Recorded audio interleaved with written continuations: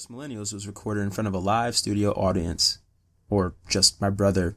He's asleep on the couch, but he counts. Hey, Lamar.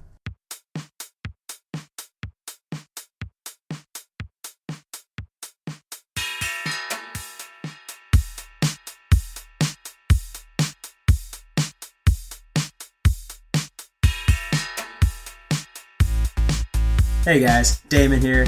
It's the Worst Millennials. I am in a fantastic mood. My father was reelected as the mayor of my hometown, so that's pretty cool. Dad, I love you. You deserve everything that's coming your way. You deserve all the success. You're a great man, and hopefully you never listen to this podcast, but I'm going to give my dad a shout out anyway. Today was very much an awesome day. It's 2:38 in the morning. That's Eastern Standard Time. If you are listening in any other time zone, which I don't think you are, unless you're my friend Jordan or my friend Jeff, which if you are, I love you guys. You're fantastic. Interesting day all around. Very stressful, obviously, from a personal standpoint, and kind of stressful and weird too, because leading up to going and hanging out and celebrating my dad winning his re-election, this momentous occasion for my family, a white person told me how racism worked. So that was very unique.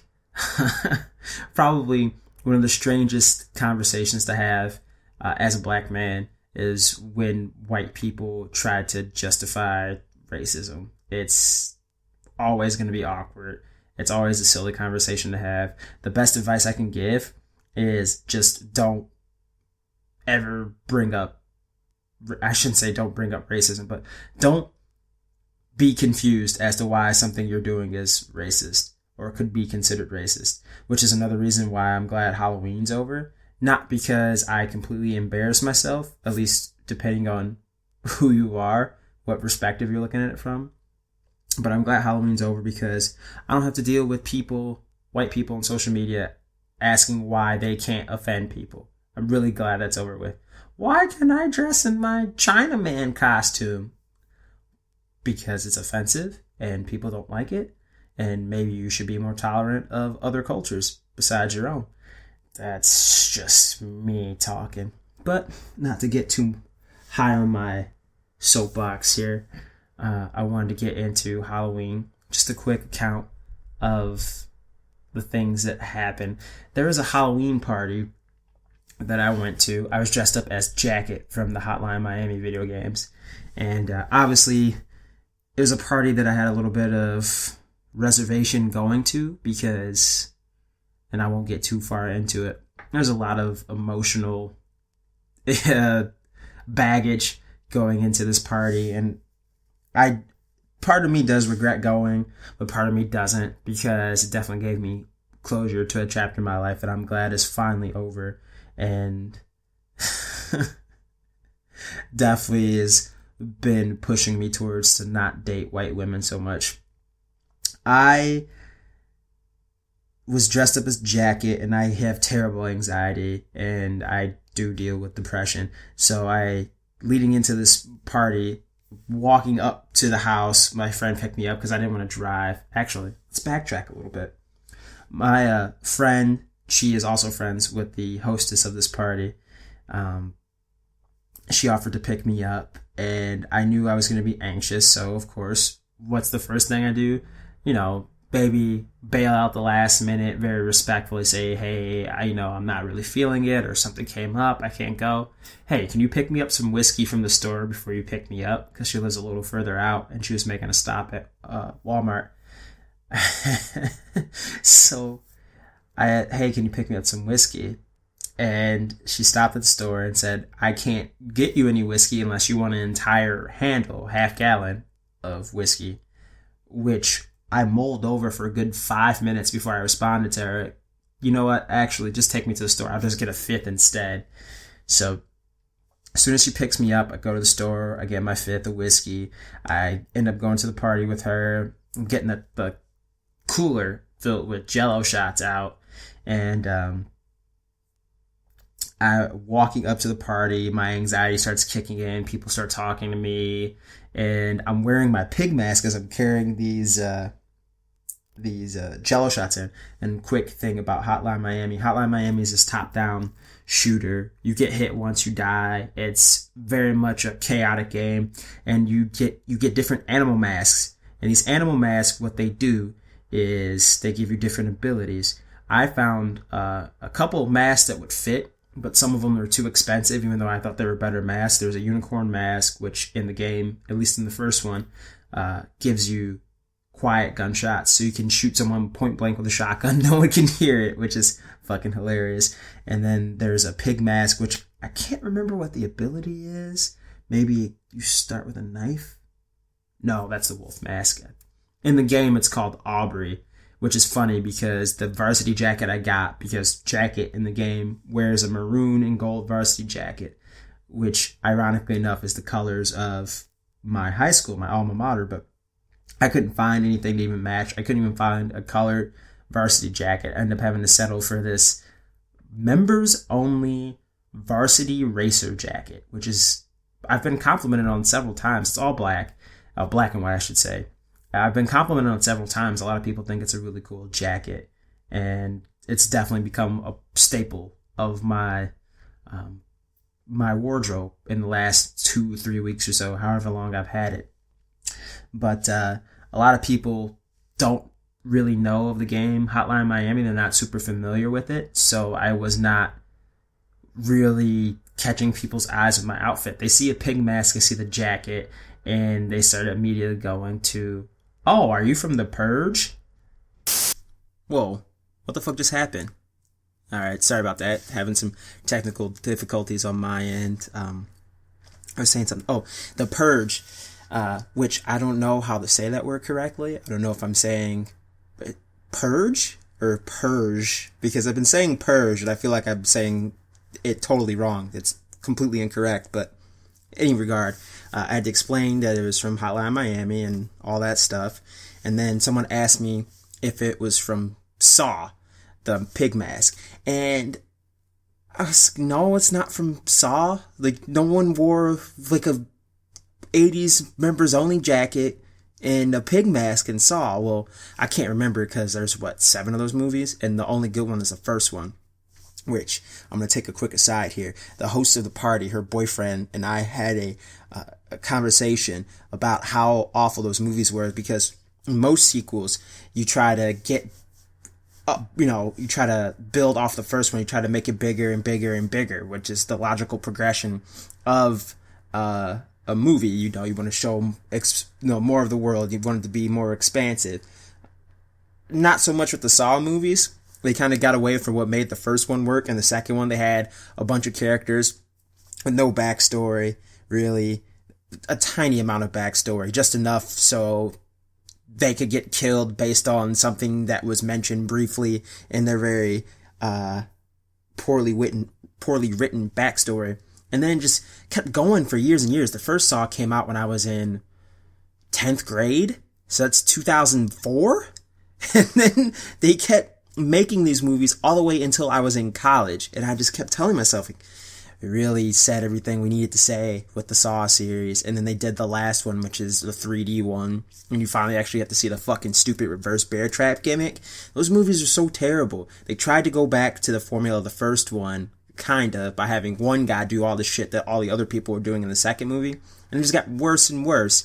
And then they added that one shitty dude who's always in all those bad kung fu movies at 4 a.m. He was in some really shitty, not Frank Shamrock, Ken Shamrock movie I watched on FX back in 2002. I think it was called Champions or something. Oh, it's god awful. And then he was the bad guy in Fist of the North Star movie, the live action version, which is really, really bad. And then I want to say he was in some shitty Patrick Dempsey mobster movie. I want to say he was, the really Meyer Lansky. What's his name? Costas Mandalore? In any regard, I know way too much about really bad movies. The Saw series is fucking god awful. I don't understand how anyone likes those or Paranormal Activity movies.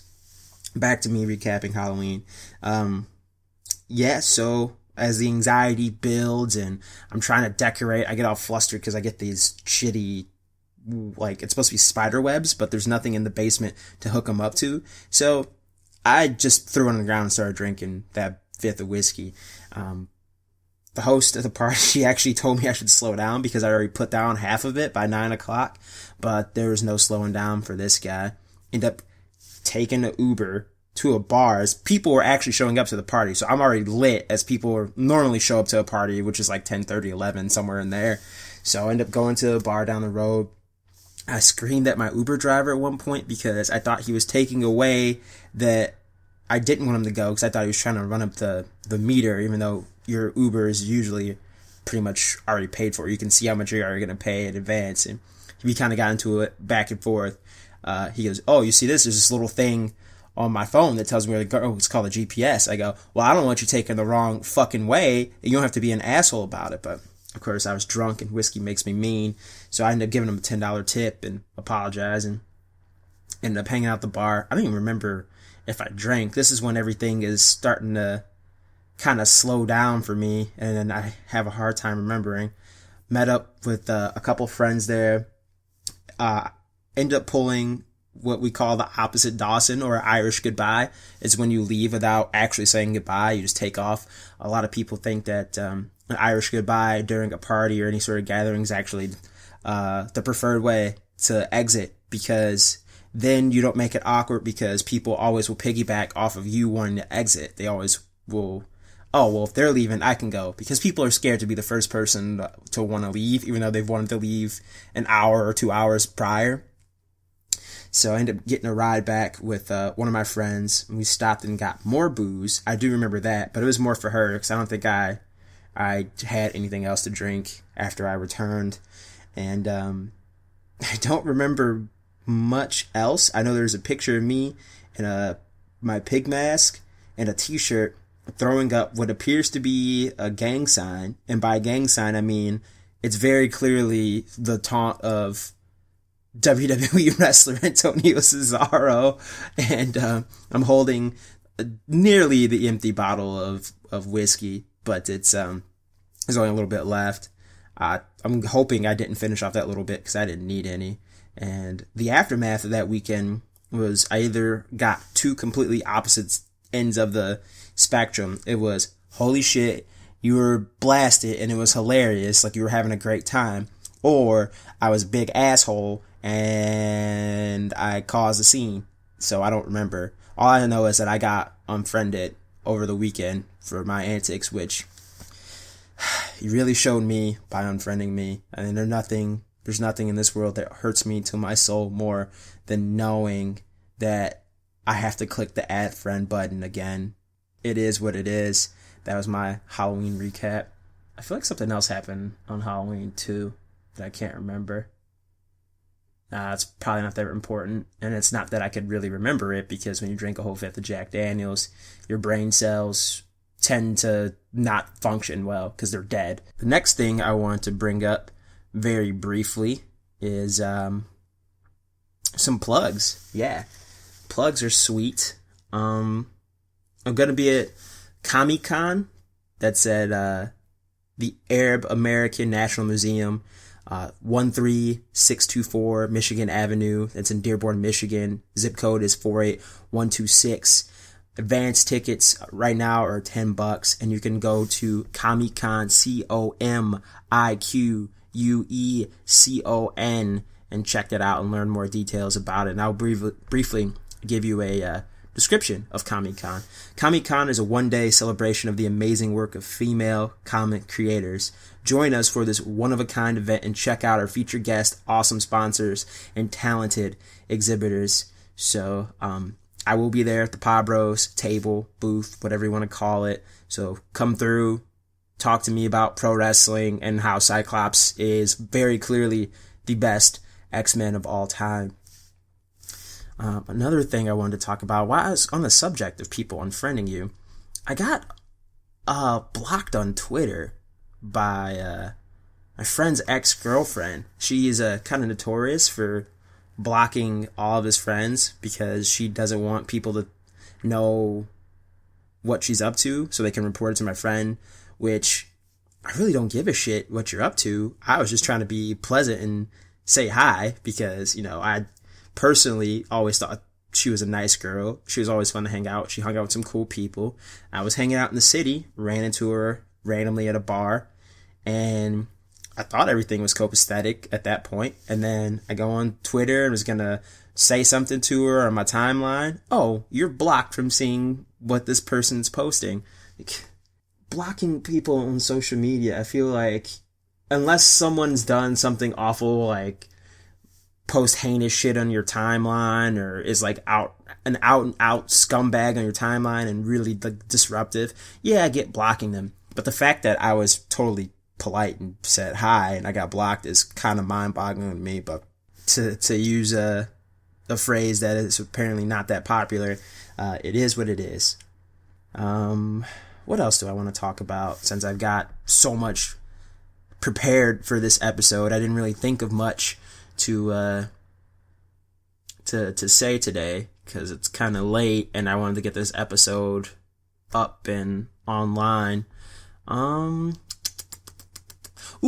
Started a Facebook for Worst Millennials. Facebook.com/Worst Millennials. Make sure you check it out, like it, share it, smash that like button. I want to get the listens for Worst Millennials up and really start expanding and getting more and more listeners. I think that this is a podcast that I can really get a lot of people in our generation, our age group, excited about and wanting to talk about, because there's so many different topics, and I know so many people that have such great stories and things to discuss. And like Shay and Tanya were total naturals on the show. I really enjoyed having them on. I definitely will have them on again. I want, my friends like that, or people out there like that, to have something to say and are interesting, to come on the show. And obviously, it's a little harder for some folks.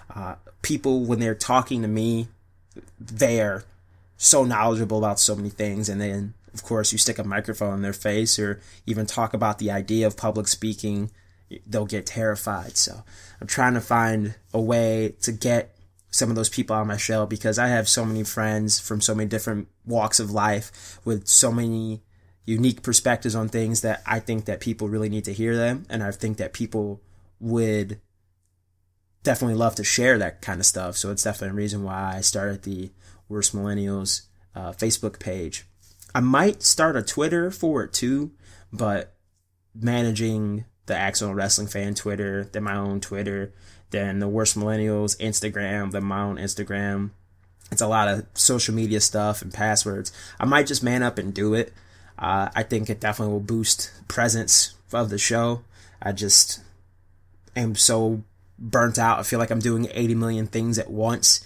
Helping with my dad's election, doing all the podcast stuff, managing my own actual job, and of course, deep sixing every relationship that I have in my life because I drink too much. And that's pretty much it for this episode. I'm gonna start putting these on YouTube. I'm just gonna basically do what people do when they upload a mixtape, like a song from a mixtape or an album that they clearly don't have the rights to, and they just put a picture up. I'm going to start doing that for pretty much every podcast that I edit and produce. So the wrestling show, MMA show, and then of course Worst Millennials. So this is going to be on YouTube. It's going to be on the Podbros YouTube. It won't be on my personal YouTube. And then of course it'll still be on podbros.com. Thinking about using my DJ Brick Flair SoundCloud account to upload them, but I'm not entirely sure if I want to have the show in too many places. I think it's good for brand recognition and good for the site when people know that they have to go through something Podbros related to get to the show. So with that being said, I hope you enjoyed me rambling in a microphone for about 20 minutes, and I hope you have a great night. Actually, don't have a great night just yet. I forgot that I'm going to introduce a little thing to close the show out with. I'm going to kind of give a recommendation of the week. In this case, I'm going to recommend what I've been listening to, probably the 3 records, EPs, whatever you want to call them, that I've been listening to, because I'm always on the lookout for new music. I'm big into hip-hop. As everyone knows, hip-hop is my number one. 3 things that have a lot of influence by hip-hop. Not so much this first one, but The Neighborhood did put out a mixtape Wiped Out by The Neighborhood, fantastic album. It is amazing. You need to check that out. The second thing, Bobby Raps, Sing Grinch, Wicked City. You can find that on SoundCloud. It is fantastic stuff. You really need to check it out, especially watch it with the Wicked City. It's a 1987 anime that they made a soundtrack to. It's about half an hour. Check that out on Vimeo, Vimeo. Check that out. It's fantastic stuff all around. And there's Lance Pierce, who I kind of stumbled across on Spotify. And obviously, I really given her a big shout out because she retweeted one of my tweets yesterday. So shout out to Lance Pierce. LANZPIERCE. Her EP Editor's Eye is fantastic, and you need to check it out. And it's not any bullshit Iggy Azalea. You know, someone was saying that white girls can't spit, white girls can't rap, that none of them are good. Well, she's definitely going to prove you wrong if you still are that kind of an asshole and think that people's ability to rap is decided by their gender or race, which is, I don't understand that. Oh, and then one final shout out before I go. Make sure you go on SoundCloud and check out my boy Telly K's beats. He's selling beats, $50 for one or $80 for two. If you are a musician and you need some music to rap over, sing over, whatever it is, hit him up. He's fantastic. He's on SoundCloud, and I'll give you the exact address here, so don't mind the typing in the background. It is soundcloud.com/TELE-K666. So check him out. He makes fantastic beats. He's done some stuff for Dopehead and Death, formerly known as Tomahawk. And he's a good personal friend of mine. So please support him. Check him out. And now you can finally have a good night.